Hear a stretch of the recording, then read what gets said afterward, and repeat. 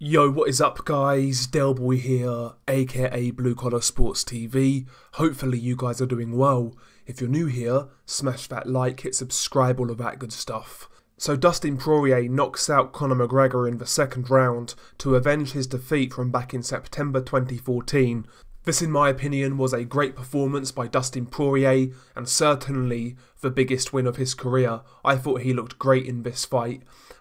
First round was actually quite competitive. I felt McGregor won the first round. I felt he was judging the distance a little bit better and landing the better shots. But, you know, Dustin Poirier himself landed a few good shots here and there and also scored a pretty good takedown. So round one was competitive, but I felt Conor McGregor edged it. Round two was where this fight changed. Dustin Poirier made a real good adjustment. He started to target the front leg of Conor McGregor with low kicks, and he landed quite a few kicks in the second round, and you could see that it damaged McGregor's leg by like the swelling and the redness, and I think that was the beginning of the end for Conor McGregor.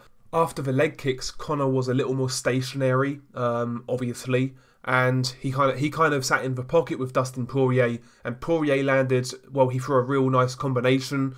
A couple of those shots hurt McGregor and backed him up, and then Poirier landed a real nice left hand, which dropped McGregor, and the referee jumped in to wave it off. Good stoppage by the referee. Conor McGregor was definitely done. And yeah, to me, second round, Dustin Poirier just took over, he adjusted, and took Conor McGregor out. And I think we see from this fight, Dustin Poirier has improved so much from that 2014 fight that they had. And to me, this fight was the moment where we really saw Conor McGregor's lifestyle catch up with him. Inactivity, drinking, drugs, various personal problems. I think it all took its toll. And, you know, as a combat sports athlete, that sort of inactivity and, you know, and treating your body in that way, eventually it's going to take its toll. And in my opinion, it certainly did last night against Dustin Poirier. I'm not saying Conor McGregor was shot, he wasn't. He was still doing some good things in there. But to me, he looked a lot stiffer than he usually does. Not quite the same bounce in his legs. I felt his timing looked extremely off. His accuracy was off. Didn't look as quick. Didn't look as explosive.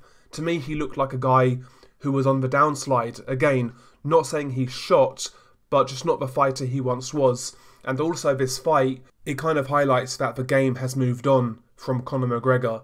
Dustin Poirier, since that defeat, he's been grinding. He's been fighting everybody from Khabib to Max Holloway to Dan Hooker, Eddie Alvarez. He's been fighting everybody and he's been getting better as a fighter year on year, developing, getting more experience. McGregor's not developed whatsoever. In fact, he's got worse due to the reasons I've said. And to me, this fight kind of highlighted that, you know. And yeah, I see Conor McGregor as a guy who's on the downward slide. I don't see Conor McGregor winning a title at lightweight. Guys like, you know, Khabib, obviously. Conor's not beating Khabib in a million years. Dustin Poirier has overtaken him.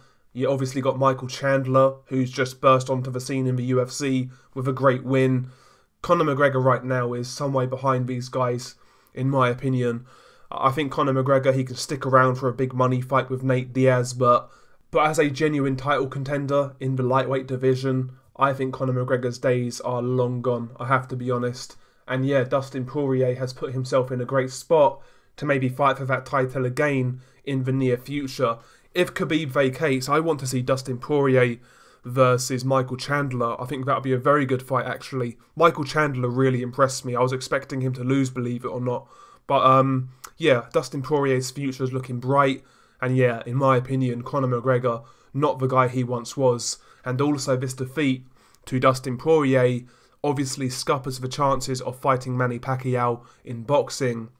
And I'm not too upset about that, to be honest. I did not want to see Manny Pacquiao fight Conor McGregor. I had no interest whatsoever. We saw the freak show once against Floyd. I've got no desire to see it again, in all honesty. So Dustin Poirier winning this fight, you know, probably has done me a favour as a boxing fan primarily.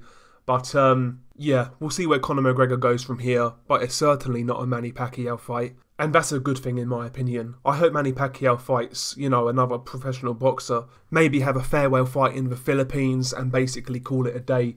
I've got no desire seeing Manny Pacquiao beat up on Conor McGregor, none whatsoever. I'm not a big Conor fan, but I've just got no interest in that whatsoever. You know, I was rooting for Dustin Poirier. He got the job done. I'm pleased for him, and I think he's a credit to the sport. He's a credit to combat sport in general, and he's a very good fighter. So big up to Dustin Poirier, absolute soldier. Share your thoughts below, Beanie Guy Delboy. Peace.